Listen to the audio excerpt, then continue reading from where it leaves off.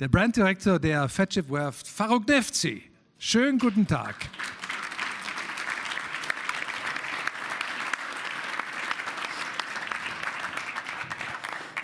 Thank you. So, it's exciting to see how people are very positive about interacting again. Simply because we are human beings and social beings at the same time. Who is older than 40 years in this room?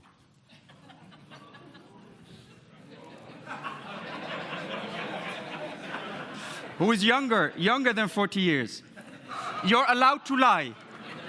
You're allowed to lie? Okay. So I'm 52. 54 actually, sorry. See? I did what you did. So I'm 54, and I'm pretending to know some things about millennials and the Z generation. I'm actually Y generation.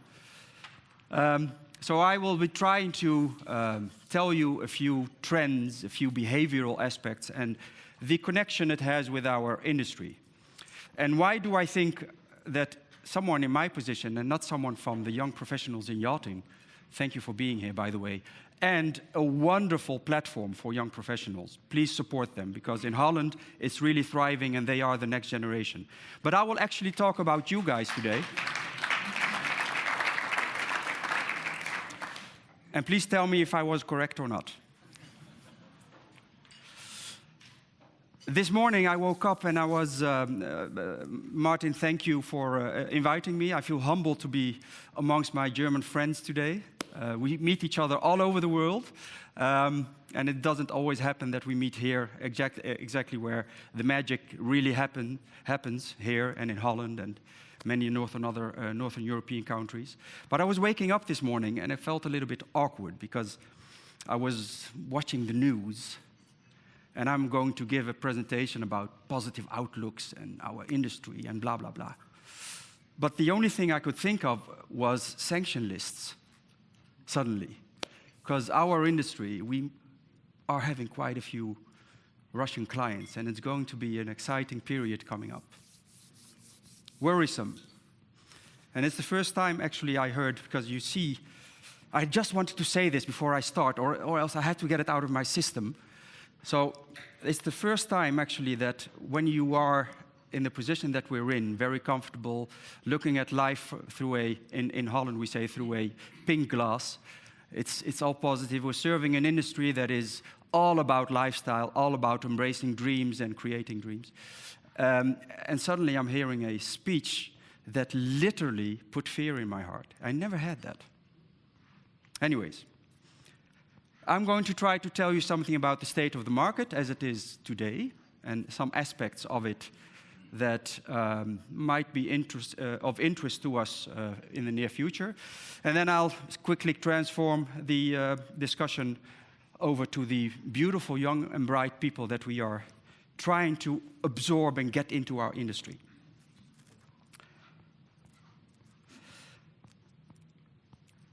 This is what happened the last few years. The number of billionaires have been growing with average 32% the last few years. Incredible wealth. I heard some numbers just before in the earlier presentations about how many people represent the type of clients that we have. But just to give you some form of feel of how this is related to each other, the number 1% of the world, of people in the world, the ultra-high net worth, 1% of the ultra-high net worth community, 10 years ago owned 40% of the international capital in the world. 40%.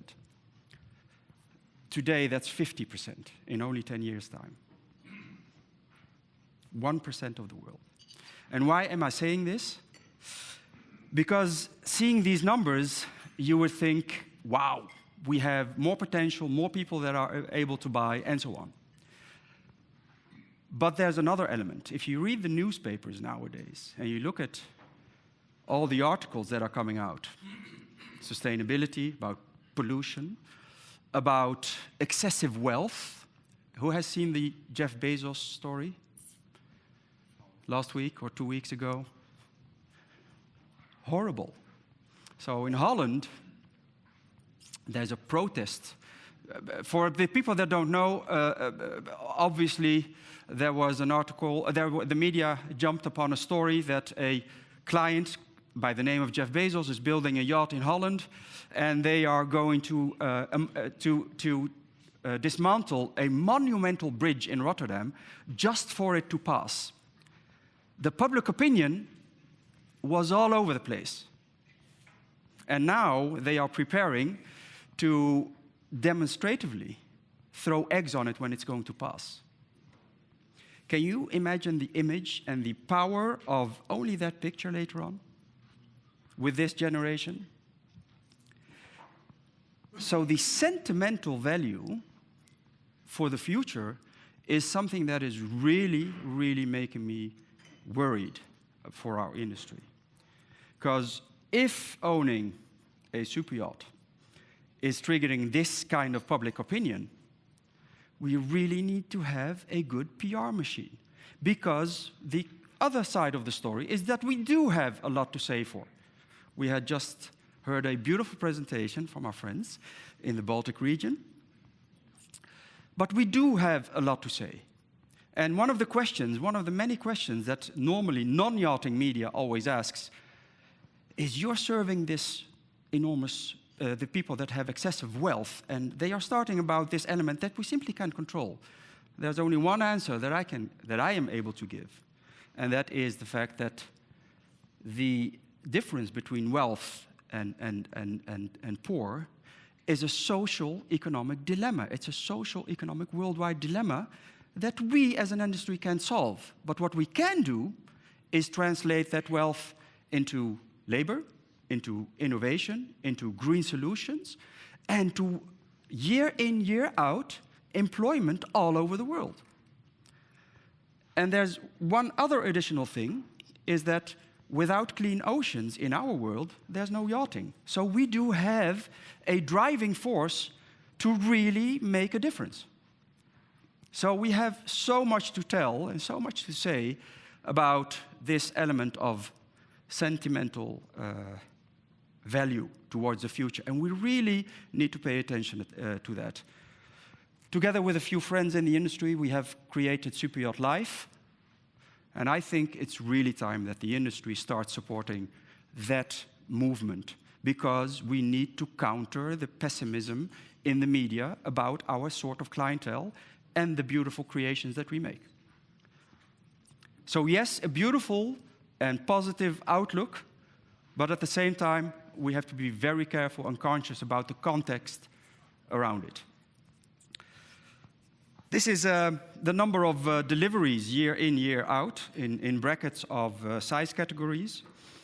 And you can see that we're slowly in the rise again. You will see the effects of the order books that are being written in COVID time. You will see the effects of those, of course, a few years later. So I guess 23, 24, 25 will be the bigger rise in number of deliveries. But what is interesting is that in this picture, in numbers, it looks quite interesting and quite promising. And if you would try to translate this into countries, you will have Italy as number one delivering countries in number of yachts. And then suddenly we see Turkey.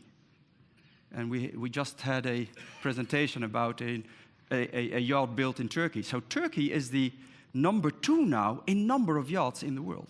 So there are a few movements and changes that are happening as we speak. But if you then look at it as in GT, in volume, then suddenly it's Germany, and then Holland, and then we're the champions again. Huh? So it's a matter of how you look at things. And we love to be a champion, don't we? Okay. This is Yara. She's my youngest daughter, 10 years old. every day that I come home, this is the picture that I see. Every day, literally. And the funny thing is that we always stigmatize, and everybody recognizes. I don't know how many people have children in this room, but we do recognize some elements of this, don't we? They are the I want things now, the instant gratification generation. They are the people that have been living in a highly digitalized world. I call them digital natives. They are the ones that have 24/7 accessibility to buying and purchasing and gaming, and everything around them is digital. They are also the generation of instant profiling and self-expression. Everybody recognizes that, right? But they're also the generation of constant looking for belonging, the nature that we have. That's what you just all did, you know, being part of connection, interaction, social interaction. And they have high expectations. If they don't like you, they don't like you. Because if a company has a slow website or a bad website, or a product that simply is not meeting their expectation, they will easily go to the other competitor. Just like that. Instant gratification. So this is the generation that we're dealing with. This is the stigma, right? I think I have another story to tell about this generation. Well, first of all, a little bit of context. Why look at new generations? Something like 15 trillion of wealth is being transferred to the next generation in the next 10 years. By 2030, 15 trillion. Amounts I don't even know how many numbers of zero is behind that. By 26, the total luxury spending, 26, that's in 4 years' time. In 26, 60% of all luxury spending comes from millennials. So it's not whether this is happening or not. This is simply a fact, as we know it. This generation, this lazy generation, instant gratification, sitting on the couch all day long looking at digital, they have defined how we are doing our purchases today. Who has never bought something online?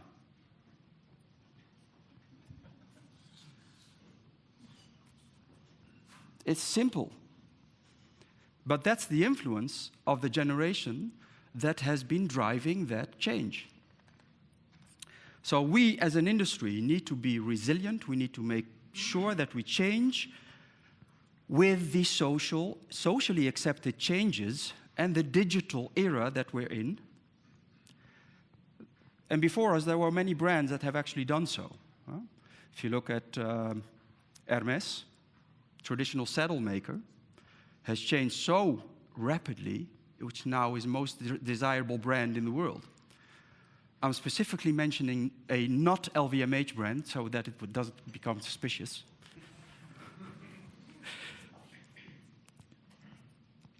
The transformational agents that, and what we mean with that, the driving forces behind the big changes.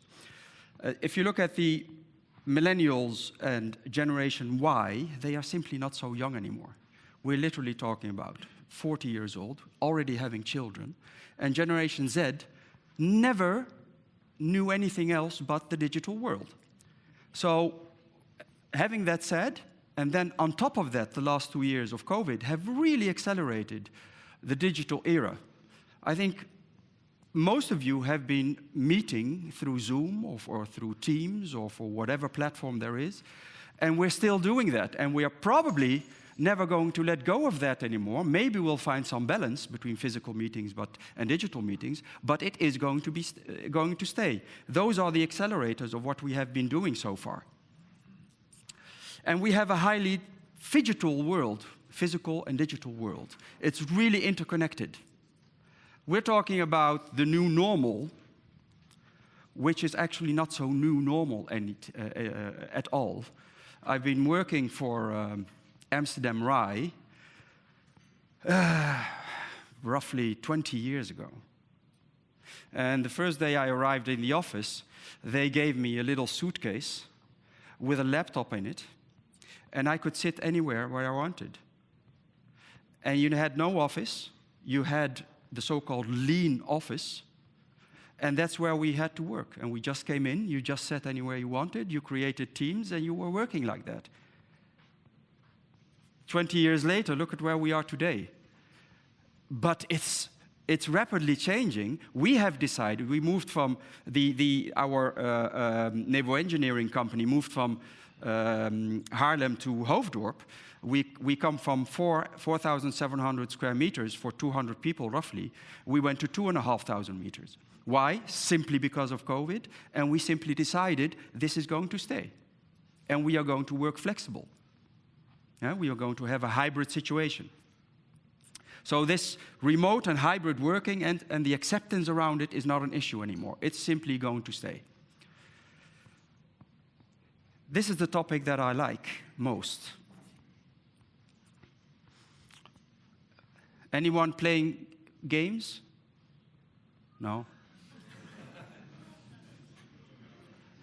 So you don't play games at all? Puzzle? Not online. Not online. No digital games. Okay, who plays a game? Who has a game on his digital game? On your phone or through a console or for Angry Birds? There you go. Yeah?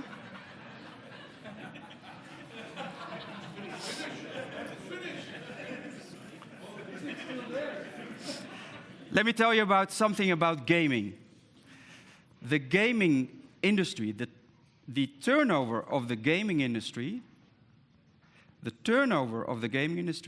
is bigger than the television, movie making, and music industry all combined.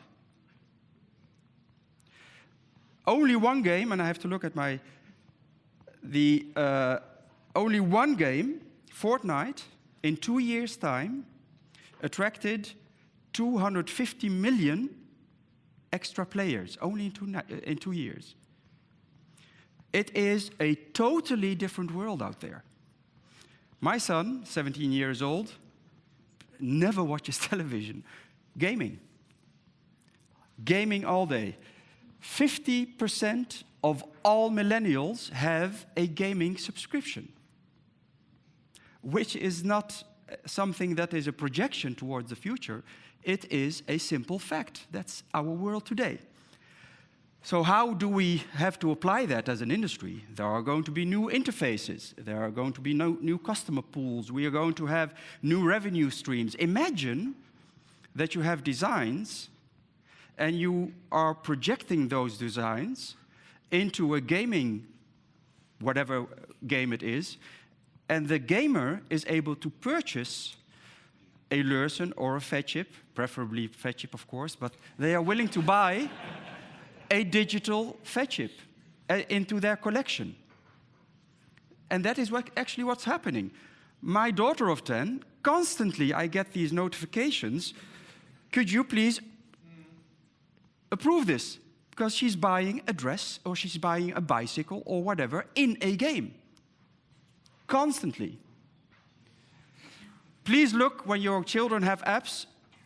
In-app purchases, really, the most dangerous thing in the world. So, if you look at that, the ownership of a yacht is very singular. This is the same with the digital platforms. Who has heard of cloud yachts? Okay. Roughly a year ago, I was mentioning why, and I was asking why we are not selling digital yachts as NFTs. And I was getting a lot of pushback, because NFTs, first of all, what are NFTs? Now everybody's all over NFTs, and we have cloud yachts selling digital yachts, and people are actually, as I've heard, people are actually buying. So we're selling yachts, digital yachts, in a digital space as a private purchase, and people are paying a lot for it. Avatars. Anybody know what an avatar is? Yeah? Avatars in games are being dressed by luxury retail products. And it is growing not by 10%, this turnover, for the luxury retail market, not by 10% or 50%, it's growing by hundreds of percents each and every month. In the whole retail sector. It is crazy. So if you talk about turnover in the television space and you're going to place advertising or you're looking for commercial value, this is what's happening today around us. And it's impacting us heavily. We just don't know about it yet. Now the more serious stuff. Our clients and their influencers. Greta is not going to buy a yacht, don't worry. But the voices behind it, yeah, she will go to Baltic, definitely.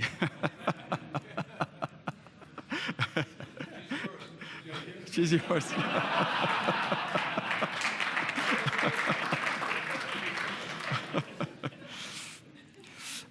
But I want to say this, and yes, I really loved your presentation.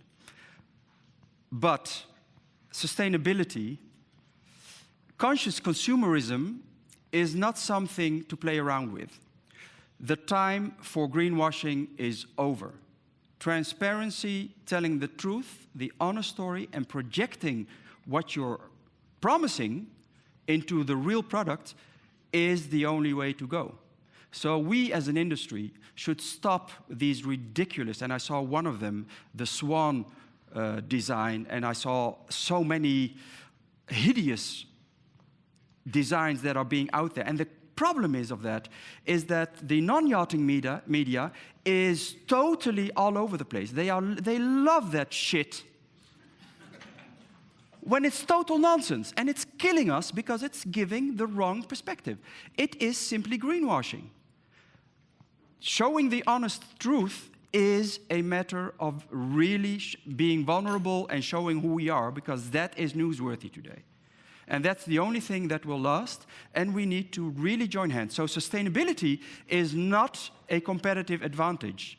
It's simply a necessity, and you will not win. I am very happy that together with Leusen and the likes of Feadship, Leusen, and many others that have joined forces to create a platform called Water Revolution, and you should all be part of that, because that is where true innovation is going to be shared among us, simply because we all need to profit from it. The fact that you are willing to share your innovations is absolutely admirable, but the whole supply chain is going to do that anyway.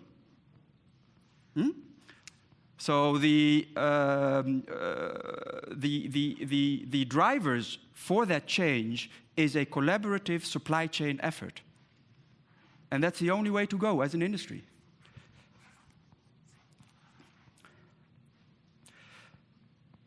I have given several lectures to young people and university masterclasses, and they always ask me when I tell them about this story about sustainability and your story, and then say, yeah, what did Feadship do?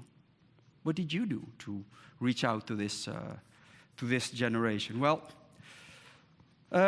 first of all, I don't know if you've seen it, we started with a series of webinars trying to counter all the bullshit that is out there. I'm sorry for using these words, but it's really important to start bringing out value. Don't just shoot out a few statements as clickbaits so that you have a lot of clicks on your social media page. Make sure you have a valid story that has content that is going to set you apart from all the rest. So we started a series of webinars per topic, and we're telling the story of how the complexity of sustainability looks like. And there are many ways that lead to Rome in that sense. We even started participating in a gaming platform. It's not successful, by the way, but we are trying. We're trying. We are multi-branding ourselves because we are collaborating with many brands. And we are fortunate that we have a lot of sister companies that have admirable, aspirative images that we are working with. End of last year, we even had a DJ set. Everything was closed. And I remember when I separated a little budget to do a DJ set in front of the yard. And my CEOs came to me and said, "What is that?" And I said, well, we're going to have a DJ play a number of songs in front of the yard. Why are we doing that? So it is a matter of, and what it does was, I only wanted to reach out to all those people that are giving secret parties at home and to give them a DJ set that they can play at home with Feadship name on the image that they see. That's it. And they have a blast of a time, and they will remember the fact that Feadship facilitated that. That's the only reason why we did that. And of course, telling an honest corporate social responsibility story, that actually is the situation in your yard. That's, you can find that on our site. And then we said, okay, we have to do something with a concept, because after the swans and the nuclear-powered and whatever spheres and so on, we needed to do something that is actually buildable today, and that is also telling the truth about sustainability. So we came up with a little concept called Pure, and Pure has a command center. Pure had two things. The first thing is a modular approach to innovation on the sustainability topic. So you had a modular approach to the engine room and the propulsion systematics that can change over time, and you can easily plug in, plug out a system. The second big thing in this project was that we took away the bridge, which is most of the time the most expensive part of the whole yacht, and we give it to the captain, not to the owner. So we decided, let's take it away from the captain, let's give the captain his bridge, his command center, and we put it in the keel, no sight, just screens and cameras, and we give the bridge to the owner, and he has the best view. So we were presenting this in Monaco at the summit, and there were several captains. And guess what? The older captains, their response was, "Are you crazy? I need to see." And the younger captains, guess what they said? This has truly happened. This has truly happened. This is the ultimate gaming console.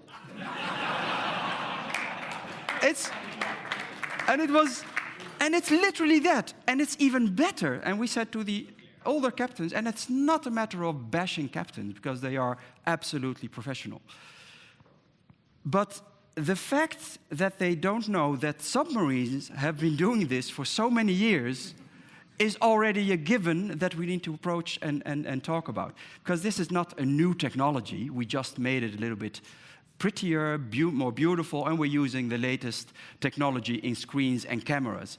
And at the same time, we also made wing stations so that they can go out and quickly do whatever they want to do while visibly really looking at it.